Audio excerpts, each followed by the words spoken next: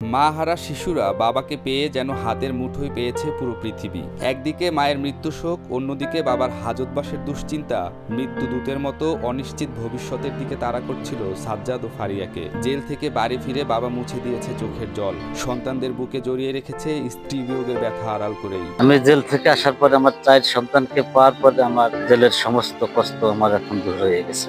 নাগরিক সকল গণমাধ্যমকে আমার পক্ষ থেকে আমি আন্তরিক ধন্যবাদ জানাই। নাগরিক টেলিভিশন ও অন্যান্য গণমাধ্যমে নিষ্পাপ 4 শিশুর জীবন যাতনার খবর প্রকাশের পর মাত্র 1 কার্যদিবসের মধ্যেই মহামান্য আদালতের নির্দেশে জামিনে মুক্ত হয়ে বাড়ি ফিরেছেন 4 সন্তানের পিতা জামাল মিয়া। আমি 1 সপ্তাহ কারাবন্দী ছিলাম। গতকাল 14 তারিখ গোপালগঞ্জ কারাগার থেকে মুক্ত পেয়ে আমার নিজ বাড়িতে আসি।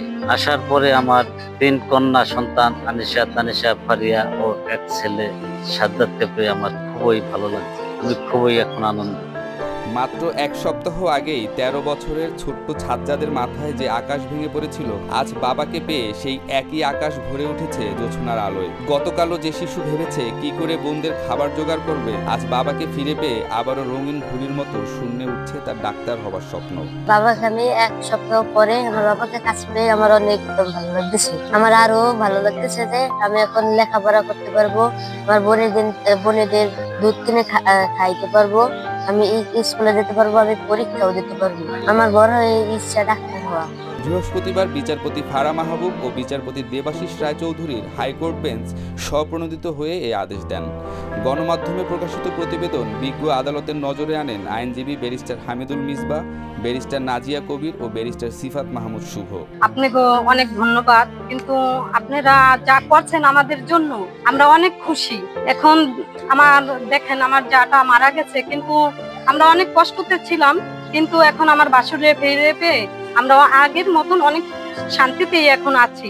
জামাল মিয়ার কারামুক্তিতে আনন্দের অশ্রু তার আত্মীয় ও প্রতিবেশীদের চোখে। বাবাকে গ্রেপ্তারের পর 4 নিষ্পাপ শিশুর ভবিষ্যৎ কি হবে সেই ভাবনায় ব্যথিত ছিলেন তারাও। আমাদের অনেক খুশি লাগতেছে।